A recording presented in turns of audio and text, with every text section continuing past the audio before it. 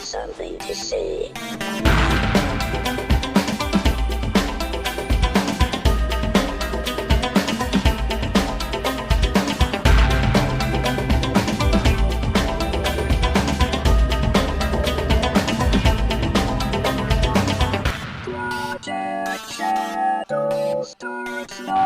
Hello everybody, and welcome back to Project Shadow. My name's Charlie. You might know me better as sci-fi fantasy writer C.E. Dorset, and work continues on the book. And actually, I don't know when the first book in the series is going to actually come out. I'm thinking somewhere around maybe Valentine's Day. You'll get to actually see Crucify, but I'm going to be starting work on the third book of the series, Glorify My Love, shortly after I finish the writing of Sanctify My Sins. So, yeah, lots of work going on. Like, it's crazy. Yeah, so, hi. Okay, so today what I wanted to talk about is there's a lot of stuff coming back to TV, and I don't want to just do a rundown of everything that's coming back, but I would like to talk about 3 shows in particular that are coming back to the back to the TV, back to the small screen, that I have concerns about. And they're very specific concerns. These are shows that I love in their original form, and some of which they've actually tried to reboot before. It's that time again. They're bringing stuff back. And I'm not going to be talking about the Frasier reboot because that's still in the weirdness of weirdnesses, because they don't even know what they're going to do yet, so there's nothing really to talk about there. I think that is a show that could come back, maybe. I don't know what they're going to do without the dad, but I would love to have some more Perry Gilfin and David Hyde Pierce, and okay, I admit it, I'm currently doing a rewatch of Frasier right now because, well, it's funny and I can have it on the background when I'm writing. So, yeah, I've been watching a lot of Frasier lately, and it actually holds up a lot better than I thought it would for a 90s sitcom. But I'm not going to talk about that because we don't know what's going to happen with that other than the fact that Kelsey Grammer really wants it to happen. So the first show I do want to talk about is Bewitched. Yeah, you heard me right. Samantha, Uncle Arthur, all that. Yeah. Okay, I have some issues with this coming back. But first of all, actually, I'll get to why I think it might work in a minute. But I love Bewitched. I grew up watching reruns of Bewitched because I'm pretty sure I'm not old enough for its original run. I grew up watching Bewitched, but I'm pretty sure they were in reruns by then. Because I think it was a show that happened in the 60s and I wasn't born until the late 70s. So, I love Bewitched. I grew up loving Bewitched. Uncle Arthur and Esmeralda, and I love that show. But it has one big problem. It is a product of its time, and its time wasn't all that nice.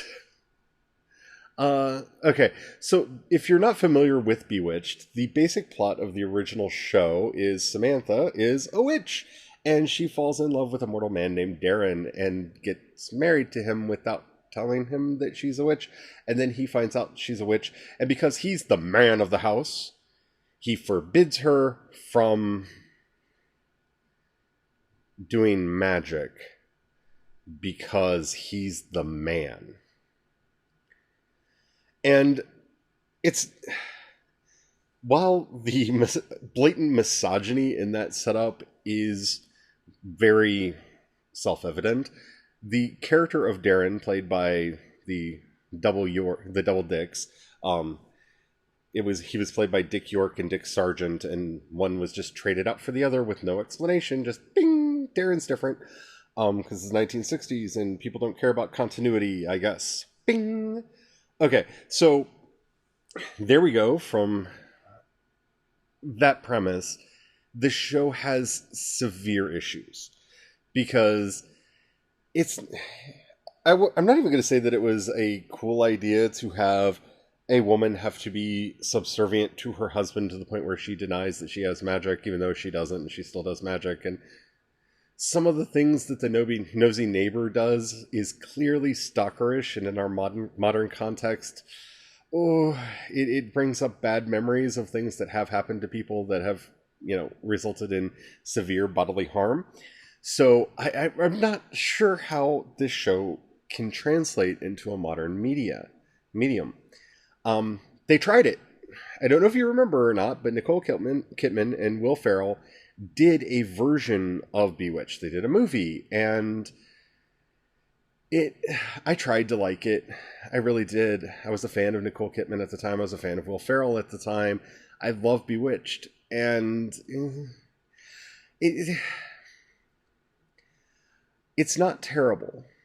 Well, it may be terrible. But the thing is, I don't remember it. I know I watched it. I remember talking about it. I remember having feelings about it. But it wasn't so bad that I no longer remember it. And it wasn't so good that I'm trying to argue that it's a forgotten classic. It was a middle-of-the-road comedy that was very safe, that did its best with the premise and tried to make it work in a modern context where they couldn't just have Darren beat his foot on the ground and say, well, I'm the man of the house and what I say goes, because that doesn't play well to a modern audience, because, that's abuse. So I don't know what they're going to do with this show. I really don't, especially since we have the Chilling Adventures of Sabrina the Teenage Witch, and we have I can't remember the Melissa Joan Hart Sabrina show. The other one, I don't know, Sabrina the Teenage Witch. I think it was just Sabrina the Teenage Witch, which have, in their own way, kind of been this kind of a show where you have somebody who's a witch who is trying to, has to hide their witchiness from the mortals, and especially the mortals in their lives. And it can't really let itself get too close to one of those, or it'll just feel like it's aping those ideas. And now I have no illusion that they're going to go anywhere near the territory of the Chilling Adventures of Sabrina. I love that show, and I've actually planned to do a full episode review of that show. But it's a darker, creepier show, and I'm pretty sure they're going to try to stay to the lighthearted comedy of it. Now, the only reason I think that this show might work at all is Kenya Barris, who is behind Blackish, is doing the show. And Blackish is really funny and finds a way to talk about a lot of issues in a very funny way. And it knows when to be serious, it knows when to be funny, and it knows how to do a modern family sitcom in a way that works. I'm a big fan of Blackish. I think it's a great show. So this might work. We know that it's actually going to star an interracial couple, and it's going to be a black witch who marries a white man. And my only concern with that is, with this being Bewitched, if he tries to tell her that she has to deny her heritage because he's not into her doing magic, the racism that gets added to the sexism on top of that, that could be really bad. I'm sure that's not what they're going to do. I'm hoping, fingers crossed, that that's not what they're going to do. I'm hoping that he finds a way just to make it into that, the writers and everybody involved find a way to do it in such a way that it's a comedy that works, more of a family sitcom kind of thing. And there's a lot of things that you can play with other than the quasi-abusive relationship that, Darren and Samantha were in the original. I mean, Esmeralda as the just hateful, spiteful mother-in-law, wonderful, perennial character. You could bring her in and have some fun with her.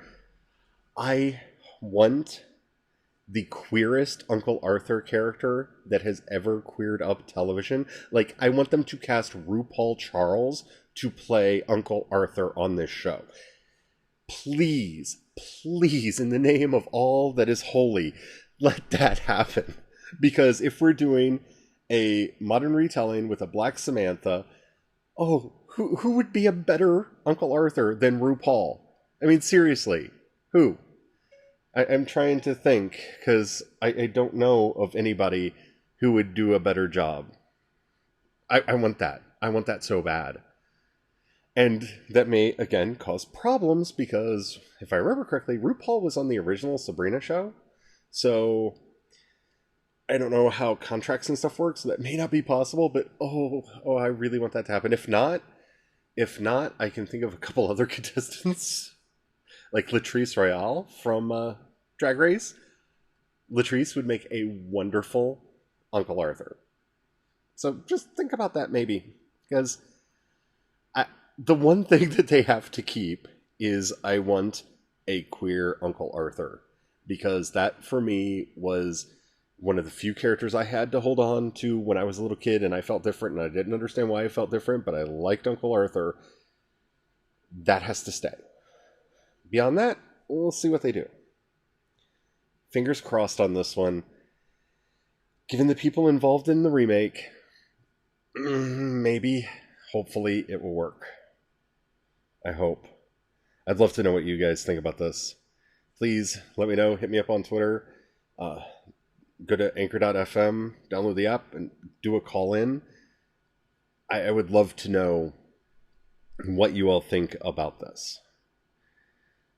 I'm kind of nervously excited. I want it to be good. I want it to be good so bad. All right, so we'll talk about the next two after this message from our sponsor. So we're back, and I have to say, I hope you guys don't find the sponsored ads to be annoying. I've been doing this for a long time, and the fact that I actually have sponsors for the show now makes me really happy, because now every episode and every download I make a little bit, and that just, I don't know, this is like, in a weird way, this is a dream come true to be able to, make some money off of doing these podcasts to help, pay for everything else that I do around them. So hopefully you don't find the ads annoying. I'm going to do my best to stay as good as I can at reading them, but thank you so much for listening. Okay, so we have two more shows to talk about before the end of this episode that are coming back. The first one I don't have a lot to say about, because it's the Muppet Show, and it's going to be coming to the new Disney, I think it's called Disney Plus, their new streaming app.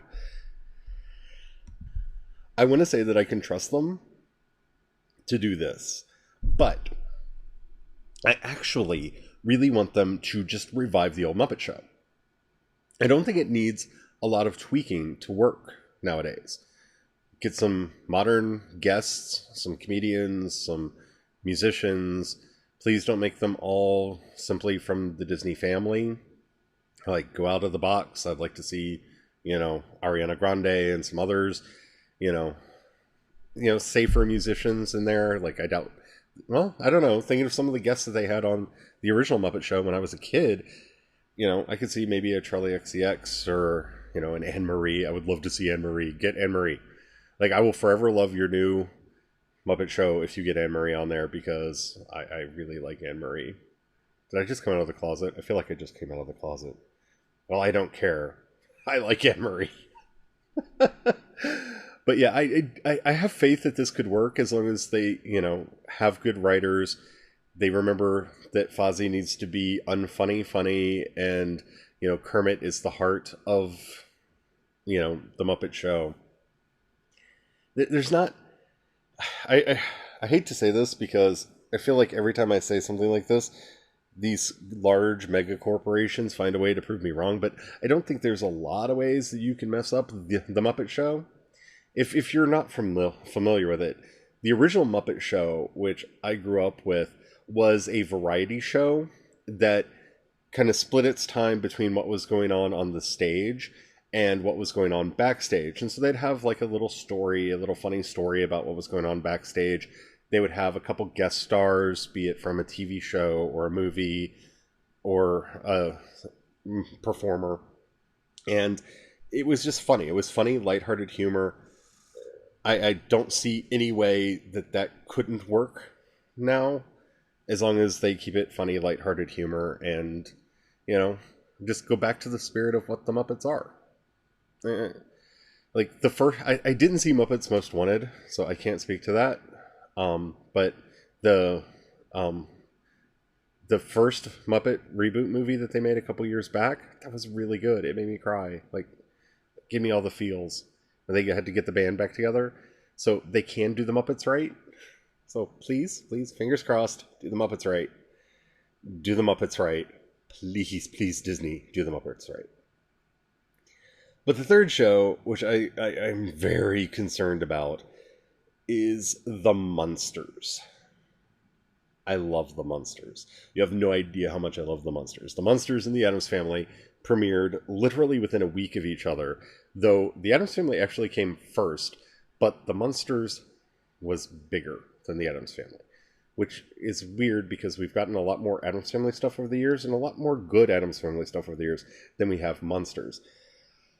The basic premise of the Munsters, which is why it worked, is they were an average sitcom family. With the twist being the father was Frankenstein's monster, his wife was a cross between the child of Dracula and the bride of Frankenstein. His father-in-law was Dracula, his son was the Wolfman, and they had Marilyn, who was very clearly the Marilyn Monroe everyday teenager in the mix. And they didn't understand why people reacted to them the way that they did, and they were always kind of sad that Marilyn didn't fit into the family. The original series was created by the same creative team that did Leave It to Beaver, and it was brilliant. It was so funny. It's still funny. I love the Munsters. I rewatch the Munsters quite often. Even the kind of okay movie that they did with the original series, which is where the term Dragula comes from. And as much as I like the Rob Zombie song, that's not the Dragula. The Dragula was actually a coffin-based drag race vehicle that Grandpa ran in a race in the movie that they did for the Munsters. That was the Dragula. It wasn't the actual car that they went around in all the time. But that's me nitpicking because I love the show. And I love the show. I think there's a lot of things that they could do with this. There have been numerous reboots of the Munsters throughout my life. Okay, so the Weird Green Munsters was not good. And if you saw it, you know what I mean. It was, I think, in the 90s when they tried to do that. It was a live-action remake. I believe John Shook, if I'm remembering correctly, played Herman, which wasn't bad casting in a way, but it looked overly cartoony, but didn't embrace its cartooniness enough to justify how cartoony it looked, especially being a live-action show. So it didn't really... I believe that series was called The Munsters Return or something like that. And then we had the Mockingbird Lane reboot of the series, which... Eddie Izzard was funny. It had some moments to it. I think it may have been able to work, but of course, it wasn't given a chance. This show needs to be what the original show was, which was partially a commentary on modern society with its concerns about fitting in, because the funniest parts of the show was how the Munsters didn't understand how people reacted to them. They just didn't get it. And that's what made it funny. It was kind of the original... Now this is going to sound weird, but follow me here. The Brady Bunch movies that came out in, I believe, the 2000s, late 90s, early 2000s, that was in a way the best reboot of the Munsters that has ever been made, even though it was a reboot of the Brady Bunch. Because the basic conceit of that movie was they didn't understand why people saw them as different for being groovy, because they were kind of stuck in this weird time warp as to who they were. And that's kind of how the Munsters were. They were immigrants from the old country, being Transylvania, and they just didn't understand that people saw them as different. And that is what a lot of the humor was based on. That, you know, Herman could go to a costume party and win for best costume when he didn't actually have a costume on. Because he didn't win for the suit of armor he was wearing. He won because they thought he had a mask on underneath it, that he was wearing a double costume. And of course they get offended when they find out that they were, you know, kind of making fun of his appearance, right? But that's the inside joke. They don't see themselves as different. They actually see Marilyn as different because she's the black sheep of the family. She doesn't look like the rest of them. So it's that kind of outsider humor that made something like the Munsters really work. In that, unlike the Addams Family, which celebrated its craziness, right? They're creepy and they're kooky, mysterious and ooky. They're altogether spooky. The Addams Family, right? They kind of relished in this idea of they're crazy and they're bizarre and they're strange. And there's a place for that. I love the Addams Family. But the Munsters, on the other hand, didn't see themselves as different. Yeah, Grandpa was a mad scientist. Isn't everybody's grandpa a mad scientist? Like, isn't that just normal? Like, Eddie's a wolf man. Isn't that normal? Well, we got to make sure Grandpa doesn't eat the guests. You know, like, these were just seen as normal and not as aberrations. And that's where I get concerned about this show getting remade, because one of the problems that most fantasy/horror shows have when they're put on television nowadays is they're constantly pointing out how strange the magic is, how strange the creatures are, how strange their aberrations from normal are. And the thing that made the Munsters work is the basic message of the show was, no matter how much of a freak you are, you're still normal. At least that's the message that I got from it. And growing up as a freak, that meant a lot to me. So this new show has to have that, or it's just not going to work. Just flat out, it's not going to work. Now, Seth Meyers is behind the remake of the show. And I do watch the late night with Seth Meyers. I think that he can be funny. I'm kind of hoping some of his creative team are also on board with this. They're apparently going to be setting it in Brooklyn, which concerns me a little bit. But there could be some humor there. I'm not going to prejudge that. I think that that's an interesting choice. Especially if they like live in like an old brownstone or something like that. Like,